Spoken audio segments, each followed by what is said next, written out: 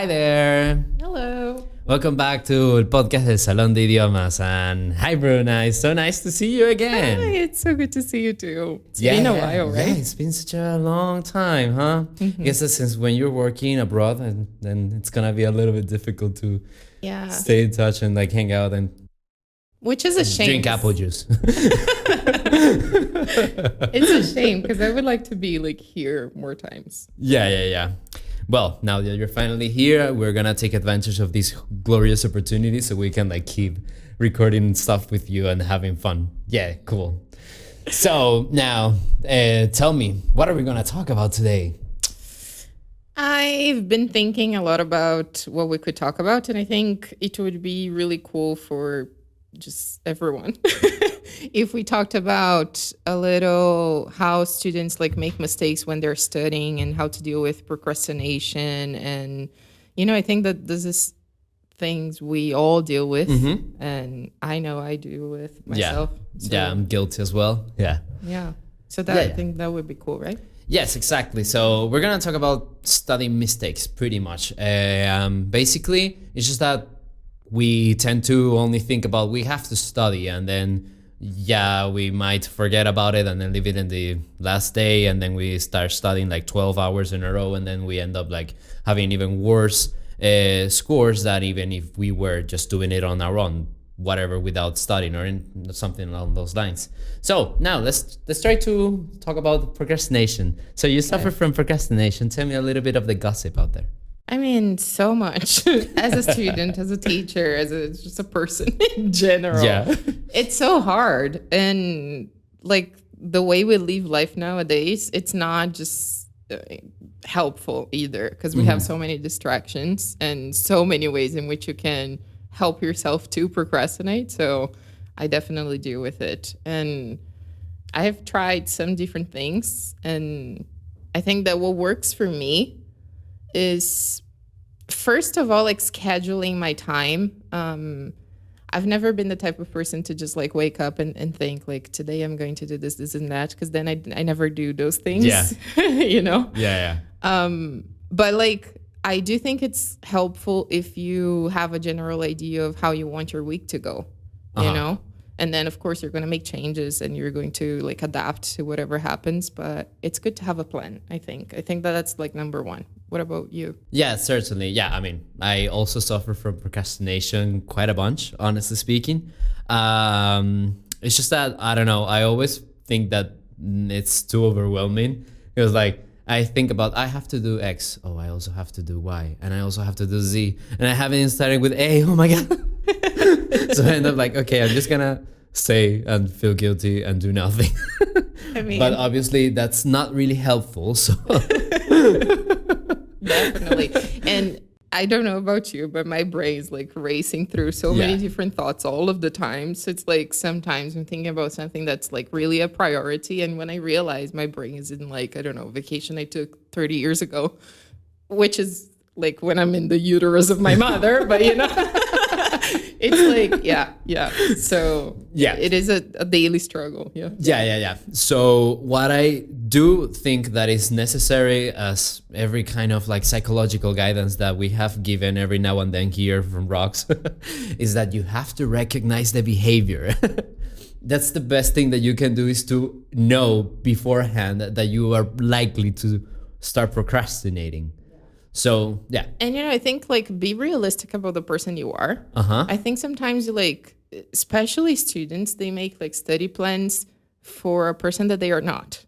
You know what I mean? It's like, if you know you're not going to follow the plan, then make a plan you can follow. Exactly. I think that's, like, number one thing you can start with. Yeah, because like, for instance, we can also like follow these geniuses. For instance, I love language learning. And there is this girl that she speaks like 14 languages, and she has all her routines and all that. And she's like, I wake up at 5 a.m. and I started studying Chinese. And then while I'm showering, I'm studying Japanese. And it's like, oh my God. Okay. Yeah, that sounds really cool. It seems effective though, but I can't do that. I can't even like, I'm not going to wake up at 5 a.m.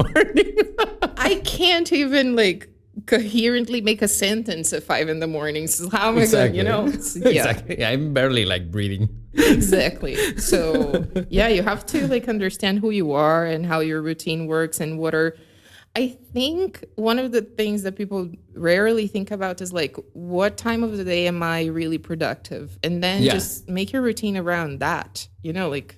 Yeah, exactly. For instance, I know I have many friends who are absolute night owls, and they feel guilty because in the morning they're like, I cannot do anything. I'm so not productive. But then at night they're completely awake and they can do whatever they want. And that's something like, okay, well, if that's your nature, then so be it. If you're gonna be a little bit more productive when it comes to studying and you're gonna do it at night, that's fine. When I was in college, I was not a night owl at all. I was completely the opposite. So I was not one of those who would just study all night. No, I would prefer to wake up really early rather than doing, I don't know, studying until very late. That's something that doesn't apply. Yeah. And to me, I mean, like we talked about, we have to just own the person you are, right? I am not very consistent on anything, even my behaviors. So it's like some days I feel like ready to go in the morning. Some days I am feeling like my mood's better at night. So to me, this thing of like, oh, I'm going to study 4 hours a day never worked. Yeah. Because if I sit 4 hours a day doing something, I'm doing nothing. So I think like, personally speaking, it's been always much better to just have, I don't know, random schedules through the day. Like in the morning I do some things, in the afternoon I do a different thing, at night I do a different thing. And I think that's, to me, it's been helpful. Yeah. Yeah, which takes me to this little thing that I have over here. This is from Coursera. Do you know Coursera? Yeah. They're really cool. cool. Coursera is a website where you can like take plenty of courses. Most of them are for free, and if you want to have the certificate, then you pay for it. But most of them, you can take them for free. This is not advertised, but well, if Coursera wants to advertise this podcast, then you're more than welcome. But yeah, highly recommend it. Anyhow, so they have this article about how to avoid procrastination, and they had this one little concept that seemed really interesting. What do you understand if I tell you, eat the frog, Bruna? Oh, okay. I know this method. So I know that it's like something related to just getting the worst done first, and then you can deal with the rest, right? Or something like that? Yeah, pretty much. You're going to do the most strenuous task, or the one that is going to take the longest first, so you can like get rid of that, and probably that's going to also provide some relief of some stress relief. So that's pretty much what they're focusing here. And then they're also saying here, your strategy is to reduce procrastination is likely to be much different if you are bored than if you're scared or, sorry, I'm reading something completely different, sorry. Yeah, here it says, by getting the one task that you're worried about out of first, you will gain confidence, motivation, and momentum to get everything else done. And the rest of the task may feel more manageable in comparison. Yeah, because like if you have done the hardest thing, you're like, oh, okay, I'm already doing this, so why shouldn't I start doing something else? Exactly. Yeah. I have used many times the Pomodoro method, which I also think it's like a procrastination thing. Yeah. And I think it's really effective. Like to me, it's been really helpful. You set your, like, it could be a study time, for example, for 20 minutes of like really focusing, and then you give yourself 5 minutes, you do another 20 minutes, and then you give yourself more time to just, I don't know, focus on something else. And to me, it's been cool. It's been helpful. Yeah. Yeah. I'm going to keep going with the non-paid advertisements.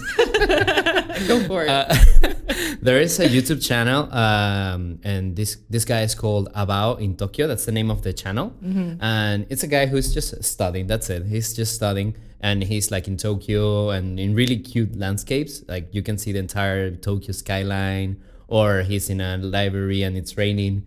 And he just did the Pomodoro method. So he's like, while you're studying with him, you can take 25 minutes and then you take a break, and the entire video is like that. So that's also another one I recommend. Yeah. There is a girl, really, but I mean, I couldn't really give a recommendation because I don't remember her name right now, but she's like studying medicine. She's from the UK. So she does the same. She does like lives on TikTok. and she sets the timer. So if you're like on the live with her, then you're not using your phone as well, right? So there you are. Exactly. Yeah. Exactly. Which is also something that this really terrible habit when it comes to studying, having your phone nearby and no, what is this notification? Turn off your notifications, people. It's like, it's not that hard, you know, because you're gonna get distracted. It's obvious. So I mean, and I'm telling this to myself too. You know. Yeah, and we always fall victims to that. I mean, phones are designed nowadays that way, that they keep you in the loop, if you want to call it that way. Yeah, for sure. And I don't know. I mean, like I said, my mind's always going through. I always have like 35 tabs open in the computer that runs here. So if you see a message that's going to get your thoughts into a completely different thing, then it's just so hard to go back to what you were doing before. So yeah. And the last bit before we move on to our next part is that usually procrastination is extremely linked to terrible routine habits. And again, it doesn't have to be that you have to like wake up at 5 in the morning, but no, being consistent. Like, at least if you're gonna wake up at 10 in the morning, then wake up at 10 in the morning and have breakfast at 10:30, and always do that. But if you are like waking up then at 12 in the afternoon, at 12 at noon, and then I don't know, waking up really early another day, and then you're not having a consistent routine in other cases, that is going to leave you room to, for instance, have available time for studying. In this case, in this particular case, so that's one thing. I completely agree. And then like stick to the routine, because as I told you before, I am a very inconsistent person. I have to admit that. I am. So I have to force myself sometimes to stick with the things that I decided I was going to do, because you know, I mean, it's so easy for you to just do other stuff, and then you see yourself lacking time or lacking motivation, or what works for me, because I'm also a little bit messy, is that I have my really fixed things, like when am I waking up and when am I going to bed and when am I eating, pretty much. But then I have like, say, 2 hours of a day that I don't have a schedule at all, that whatever can happen during those times. I can save the world, or I can just like go to bed for a longer nap. But like, this is useful because that also leaves room for me to like feel not strained. People also tend to think like, oh, if I'm following a really tight schedule, then I'm just gonna feel frustrated because I feel like I don't have any kind of options in my life. So at least that works for me, because I need to have some room for, I don't have anything planned, so be it. Yeah, definitely. And I mean, there will be days, if you have scheduled some time for yourself, there will be days that you're feeling more productive and that you're really engaged in what you're doing. You're going to take more time just doing what you're doing. And then if you have such a tight schedule that you can't even like, I'm really productive, but right now I have to do something else. So then, you know, what's the point? Exactly. What's the point? There you are. Exactly. Okay, so now let's move on to our next section, and it's the ineffective study techniques, which, I mean, people tend to think about studying like just being in front of a book, and that's pretty much it, but that's not how it works. I mean, how are we in 2024 and people still believe that to study you have to sit with a book? Yeah. Beats me. But yeah, it totally beats me as well. Yeah. But I guess that, I don't know, old habits die hard. For sure. I think, like, first thing I would like to say is, people, vary your sources. I think so many students just sit and do the same thing every day, especially because, like, I have so many students that are preparing for one specific exam. So they take material for that exam and then they go over that same structure, which is, I'm not saying that that's not good, but that's not beneficial either. Yeah. You know, like, sometimes I don't want to sound rude or harsh, but, like, I don't know, it must have happened to you too. Like, a student, you say something really simple and they say, I never heard that before. And it's like, yeah, because you only read C2 stuff and then you don't know how to say stuff. You know what I mean? Yeah. It's certainly. Like, I would say that as well. Like, go back to the basics first, because if you haven't covered that part, you can't just skip steps. Exactly. Yeah, yeah. That's exactly the point. You can, like, if you're in A1 level, for instance, in English, you can learn like really nice words, but that's just a word. But that doesn't mean that because you know a really fancy word of a C2 level, you don't have to study grammar of like conditionals or something like that. Exactly. And I think like many students take notes, which is awesome.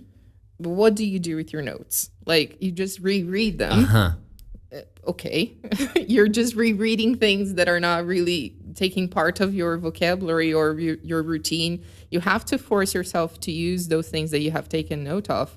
And something else that I realize as well is that sometimes students do nothing with our feedback. Don't you realize that? Yeah, sometimes, yeah. Sometimes. Yeah. I'm not saying this like, oh, you're stupid, you don't know what to do. No, I'm just saying that sometimes it might go unnoticed that you are having that behavior, Like, yeah, exactly. Yeah, so it's take advantage of your teacher, listen to what they're saying, take notes of what they're saying, and then after the class, how am I going to apply what they said, like, to my routine? I think that's the part that's lacking. Like, in class, okay, sure, they understand, but then are they revisiting that during their week or, Yeah. I mean, sometimes I definitely have had situations with students that they keep making a silly mistake, but they do it over and over again. And they know it's not that it's not that I'm not paying attention to your feedback. It's just that I don't know. It's just something in my brain that doesn't allow me to do that. So that's something that the more aware you are, the easier it's gonna get. But also try to, for instance, you could also, to my mind, you could also do other things. If you're practicing speaking, you could record yourself and then listen to yourself and be like, well, yeah, this is the mistake that I keep making. And then you can also give yourself a little bit feedback. And when you're giving yourself feedback, then perhaps you're going to be more open to receive the feedback from the teacher, or at least more aware of it. Not necessarily open, but more aware of it. And then be more useful with that, right? And I think like we go back to the thing I said before, varying your sources. Yeah. For instance, I'm going to give a very silly example, but it is a very silly mistake, but something very common because of like the difference in the Spanish language and the English language. I have a bunch of students that say people is because they make the connection of people with gente. And if you are just like, I know that this is a mistake, but if I don't listen to other people in other contexts saying people are, I'm going to continue saying people is, So Yes. like we said before, studying doesn't have to always necessarily mean that you're going to sit with grammar and vocabulary or whatever. Go watch a series, but like keep in mind that that's your study time as well. So if you listen to cool vocabulary, take notes, repeat yourself, like repeat what they're saying. I remember when I was studying back then, I sounded like a parrot watching TV because when I listened to something cool, I was like mimicking them. Yeah. I always feel like I'm watching a kid's show because I'm like, awesome. Dora Explorer, that shit, Yeah, exactly. Yeah. I mean, yeah. Mm-hmm. Yeah, every time I recognize a word, I just say it out loud. It's like, yeah, the word that I know. And I keep doing that over and over again. Yeah. I like to have this little analogy that I don't know if you agree with it. Think of it as if you're going to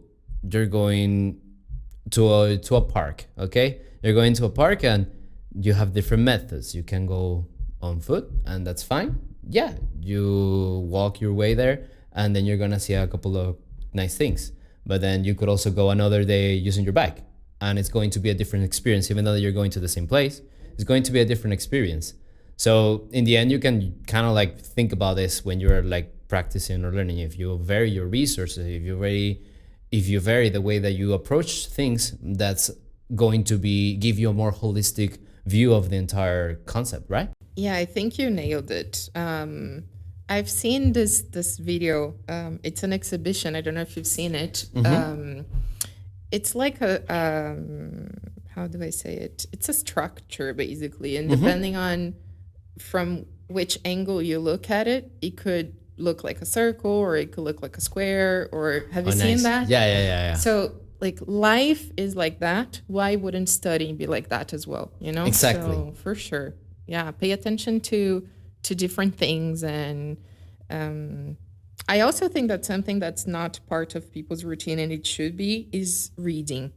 Reading yeah. Yeah, that happens to me.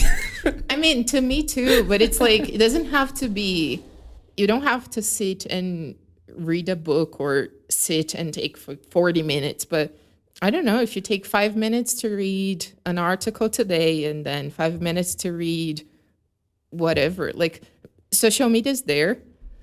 And yes, sometimes it's awful, but it's also amazing. You have so many things at your disposal, so make use of it. Yeah, definitely. Okay, what other study mistakes do you come across often? Let me think. Something that I think many students do is, like, because we teach them how some specific things are important for some specific levels, they want to include those things when they are speaking or when they are writing. And of course, that's the goal in classes where you should make mistakes. But I think sometimes students forget how to own things. You know, like, you have to sound like you. Yes. Yeah, especially when they're preparing for these official exams, where they kind of notice if you are not saying something that you truly say in the regular basis. When you're like speaking normally, and then you say something completely weird and that can be actually out of context, they're gonna be like, yeah, that's really fancy, but that's not you, and I know that you only wanted to vomit this to impress me, and no, I'm not impressed. Exactly. And not just that, but I think it also impairs your thinking. Like, your line of thought is so broken by, I have to say this right now, and then what? Then you don't know how to go through with it, you know? So I also think that it's another thing that you should pay attention to, like a studying mistakes, is having a plan for what you want to do. May that be speaking or writing, or like, where are you going to go? Because I think sometimes they start talking about things, and it's so easy for our brain to just go in so many different directions. Then we don't know,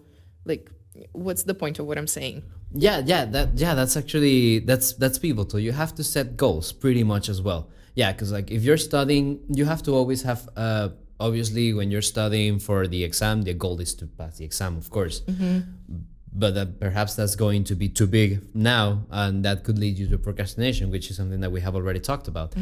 So you should have, when in each study session, you should have a goal for each study session. Exactly. And that makes it that gives you a little bit more of a better direction. Like, where are you going with all this studying? Yeah, in this session, I'm going to make sure that I know at least 3 idioms that I can use normally, without making it sound too weird or forced. Yeah.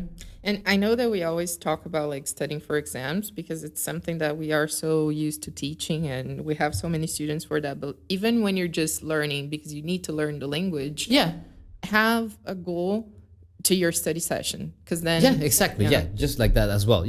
Today I'm gonna make sure that I know how to properly use the third conditional. Or today I'm gonna make sure that I know how to pronounce these difficult 3 sentences, something like that. Again, that depends on your level, or that depends on completely on you, what your goal is going to be for that study session. But that's it. Yeah. Now, other things that I have over here is this one is funny: eating junk food. Okay, I have to say that I do this to myself on a daily basis. I set rewards for what I'm doing. Okay. Basically, to just exist. I do that. So it can be like the tiniest things, but like, I'm not going to have lunch until I have this done. Or if I am able to do everything I want this week, I'm getting myself pizza. So I think that those type of like agreements with yourself are really good. Yeah. No, that's good. However, in the long run, for instance, yeah, for this kind of like regular things, but for studying, for instance, you're gonna get groggy if you're Oh, no, if you're yeah. like eating junk food, and then yeah, you're just like eating Snickers or Yeah, for sure. Like when I say that, I just mean as a reward. Like if you do it again, everything is so tied together because if you don't plan what you're going to do, you're not going to have time to have like a healthy routine, and that's going to affect everything. So if you eat a lot of junk food because you don't have time to cook or to whatever, like you said, you're going to feel groggy. There are so many like effects to it on your body that will also affect your studying. So yeah, and this can have like a domino effect because then you're gonna feel groggy and your studying is not gonna be as effective. So you need more time to study, so you have less time to cook, so you need to eat more junk food, and then you have a vicious cycle. 100%. Yeah. So that's one thing. It doesn't only apply to junk food, it applies to pretty much everything, but that's one thing. And well, this goes without saying, but obviously studying when you're tired is like the worst thing ever. It's so not useful.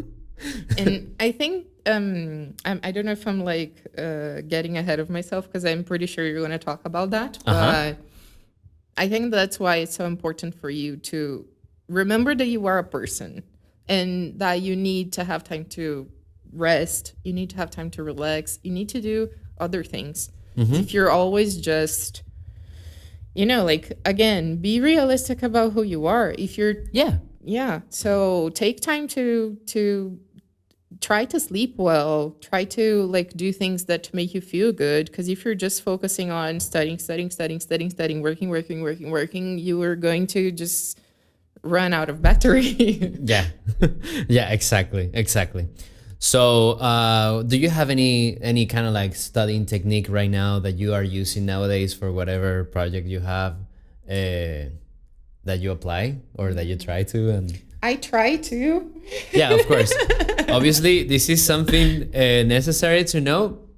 It's not that you are always going to get it and you're always going to nail it by doing these steps or avoiding the bad steps. No, obviously, just being aware of it helps. And well, step by step, then eventually we're gonna be fine.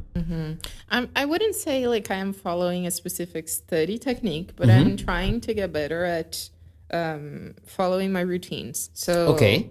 And something that I have always been so like an ass about. Sorry about, but I listen to people talking about like how physical exercise is amazing and blah blah blah, and I was always like, oh my god, those gym rats, I hate those people. But it is like amazing how much exercise can help you reboot your brain. So I have been like focusing on including more physical exercise in my routines, and that has helped me with being more productive for sure. So and like I said, like being more consistent with my routines, and it's been really, really good. And therapy, I recommend therapy as well. Well, yeah. I don't know why we end up doing this in this Sorry, podcast, but yeah, like if you need it, go to therapy. That's also really useful. Yeah, it is useful. It is useful. Yeah. There's always useful to have someone to be like, yeah, you need to make different choices with your life. Exactly. It's not only affecting your studying, this is also affecting other aspects of you. Yeah. But like recognizing your behaviors. Sometimes you can do it by yourself. So I think I'm taking this to a personal level. Let's go back to studying. Sometimes you can do it by yourself. So listen to your teacher as well. Yeah. Your teacher will always have like good advice, because they already know you, they know how you work, they know where you're lacking. So if you're struggling with like, how can I improve? What study method can I follow? Ask your teacher, talk to them. They will for sure know how to help. Yeah, exactly. And then being open to the feedback. Yes, expect the feedback. And that you can also be a little bit more proactive with the feedback. What I mean with this is that you can ask your teacher to focus on really specific things at a time since if you give me an hour of feedback, I might only be able to grasp 10 minutes of it. Then you can be like, yeah, I want your feedback, but today I want your feedback about this specific detail specifically, or at least more into depth. Like, I want you to focus more on that, and the other things, yeah, you can mention that, but I really want to focus on this. Then obviously your teacher is going to have all the criteria in order to provide the proper feedback you're looking for. Exactly. And ask for examples if you're struggling with it. Like, I have seen students, it has happened to me. Like, I've told them you have to improve like on this. And then next class they come back and like, I have no idea how to improve that. What could I do? Yeah. You know? So it's like, yeah. Yeah, and well, how was it? Yeah, you don't be worried about asking those questions. If it might be, it might look trivial or whatever, but whatever. If it's difficult for you, that's totally valid. How does the saying go? There's no stupid questions, just stupid ones that don't ask questions. Exactly. And I think that sometimes as well, students expect teachers to like come up with the will, and it's like, sometimes simple things work. If they're telling you to do like a simple task, maybe that's exactly what you're lacking. Exactly. Simple things. Yeah. So yeah. Trust what you're listening to. And there you are. And one more thing, this is also a no-brainer, but I wanted to mention it: studying for memorization. It's just obvious that that's not helpful. It is helpful when you just like need to learn this one word and you keep repeating that word in many different aspects or contexts so you can learn that, sure. But if you don't really do other things, if you're just studying for memorizing, as soon as whatever you memorized, you use that, you're going to forget it. Yeah, that's kind of like how you would do it when you were in school. I definitely did that when I was in school. Me too. And it's like, I'm not saying that like, don't do it. It's the worst thing in the world. There are some times that we have to be realistic about things. Like, I am not going to have time, especially if you're like studying for an exam. If you know you're not going to have time to like really interiorize that idea, that concept, sure, go with memorization, but that's not going to be like good for life. Yeah. Yeah, and that's another thing, that information is not isolated. Information is always connected. So yeah, there's always something that you can make associations with. So the memorization is a little bit easier, and it doesn't just like, that's it and that's why it is, because there's no way for you to keep it in your mind if you cannot associate that information with anything else.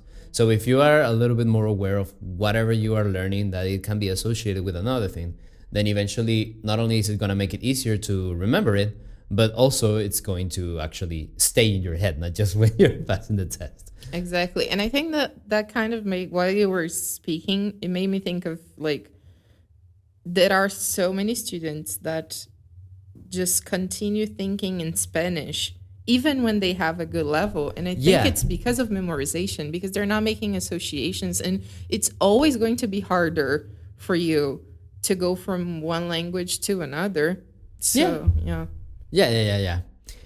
Okay, so now I know that we have actually talked about this quite a bunch during the podcast, but then let's go to our last part here, and that would be overlooking self-care. I think I would like to share a story about a student of mine. Sure. Gossip, yay. She was like really focused, and she put a lot of effort, and she was like very determined to get her goal. And, she had really strict routines. She was also studying for a public exam at the time. So a lot of studying during the week. And then I remember one specific class, we started to talk about, I don't remember the topic, but let's say, I don't know, eating breakfast. It was something really simple. And she started crying and crying and crying because she was so overwhelmed that she couldn't even say things that are like very basic to her that she knows. So remember that you are a person, you're not a machine.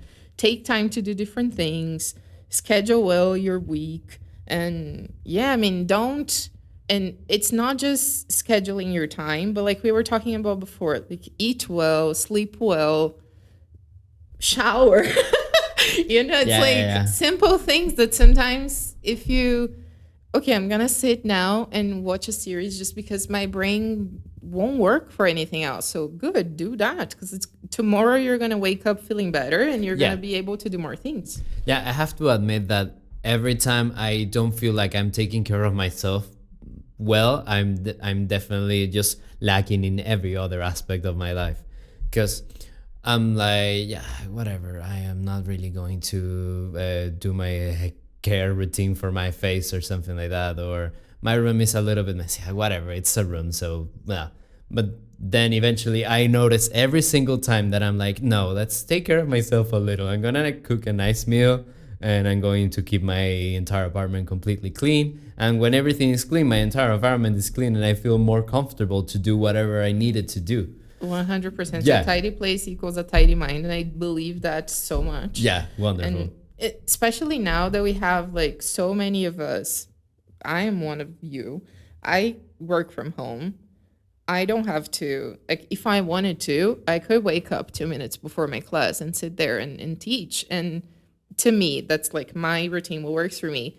I shower in the morning. I have time to have a decent breakfast. That doesn't mean that I like have to eat a lot of things, but like I said, I don't really function super well in the morning. So if I don't give myself time to be fully awake before I start doing things, then I'm not gonna do them as well as I would if I were, So, and it's like, yeah, it seems like such a stupid thing, but like, shower, wash your head, do your skincare routine, cook yourself a nice meal. This is going to make such a big difference on how productive you are, how much information you retain.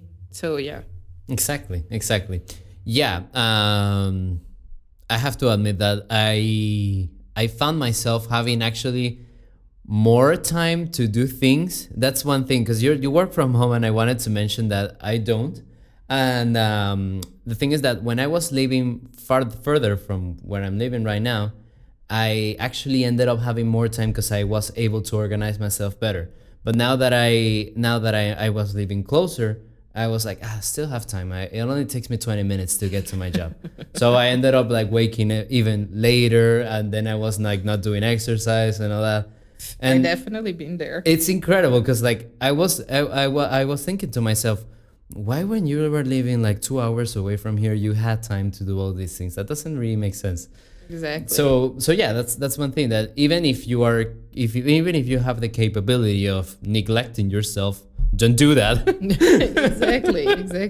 Like, Yeah. even if you are allowed to neglect yourself, don't do that, because it's going to hamper every single aspect of your life. Yeah, it sounds like it sounds silly, but if you think about it, like so many students study from home. Even if you don't work from home, you study from home. And then if you were going to school, you would take time to go there. You would put clothes on so people would see you. Exactly. So it's like, have that routine even if you're just going into your room, because it's going to change how you're going to face the class. And can I be a bit mean right now? Yeah, sure. Please turn your cameras on. It's so sad for me as a teacher to talk to a screen. Like, I don't have many students who do it. And I understand that sometimes, okay, try not to. Yeah. We're trying. Yeah, we're still trying to have a human interaction here. So when I cannot see your face, it's a little bit weird. Yeah. And it also helps with what we were just talking about right now. Like, if you were in the school, your teacher would be seeing you all of the time. Yes. So it helps with keeping yourself in check as well. Like, am I using my phone or am I taking notes? So Yeah, exactly. Yeah, all these things are like making it better for just taking care of yourself a little bit more. Now, what is another thing that they have over here? I really highly doubt that the Canadian Mental Health Association is going to advertise this podcast. So go ahead, yeah. Use their information. But if you want, if you're listening to Canadian mental health guidance, then you can do that. Thank you. So they have like 7 pillars of healthcare, or self-healthcare. And the 5th pillar is risk avoidance. That's something that it goes without saying that you have to avoid doing things that are going to be dangerous for you. This goes with simple things like protecting yourself from the sun. That's kind of like you should do things that you like, but obviously you should always be aware of that. For instance, you were mentioning that you should have fun and you should like enjoy yourself, but perhaps like going partying in the night and then like waking up super late, that's not gonna be super useful for your mental health. Exactly. Like, again, be realistic about things. I mean, don't use that as an excuse to just go crazy. Exactly. You don't be like, yeah, I need to live my life, otherwise I'm gonna get overwhelmed and I'm gonna procrastinate. So let's get wasted. That's not gonna work. I mean, life is about making choices, and sometimes it's about giving up some things so you can get to where you want to be. So, of course, when you are focusing for like to reach a goal, you know you're going to have to leave some things aside. And you can't just leave yourself aside, but you have to leave some things aside. Yeah, sure. And I think that that's kind of like the beauty of life, that you can get to choose what things are important to you and what things are necessary for you. And that's your choice, and it's always going to be yours and nobody else's. Yeah. Okay, so I think that will cover most of it, don't you think? I think so. Yeah, we talked about a lot of things and given pretty much, in my opinion, cool advices. So yeah, you definitely have given some really interesting ideas that I am going to try to carry on, not just in the studying but also in life from now on. Yeah, okay. So I think that's pretty much it. Talk to your friends, talk to your teachers, ask for help. Sometimes people struggle with that as well. Like, just admit that you're not doing well in some things, and you will always find someone who will help you with it. And something that we haven't talked about, and I think we could just to finish. Okay. I found that really cool. Like, I do that with some friends for other things, but find a person that you can like use it as accountability. That could be an interesting thing as well. Like, I know that I have to do these amount of things this week, so I'm telling this person because then they're going to ask me about it. And I think that that's a cool way to do it. Yeah, that's useful. Yeah, something. I have to admit that it also works a little bit for motivation for myself, thinking of like, oh no, this person is going to feel sad if I don't do X, Y, or Z. Yeah. It's like, no, I cannot let this person down. Yeah. I mean, obviously, don't feel guilty about it. That's not the point. It's not the point at all. But definitely, like someone who is aware of what you're doing and perhaps is going to get excited when you are like accomplishing your thing is going to be positive for you as well. Yeah. 100%. Yeah. I have a student who has like an agreement with a friend, and whenever she reaches the goal that they both set together, they go out for dinner. Oh my God, that's so cute. I love that. Yeah. I'm going to find my study friend for that. Yeah. Oh, cool. Yeah. Awesome. That's it. Like, have friends. And be happy people. There you are. Good. Yeah. Okay. So, well, thank you very much for coming, Bruna. And yeah. So I hope that you have liked it. And if you did, well, click the subscribe button and the like button if you're watching this on YouTube. And if you're watching this on Spotify, don't forget to follow us as well there. And we'll see you on the next one. Well, bye. Bye.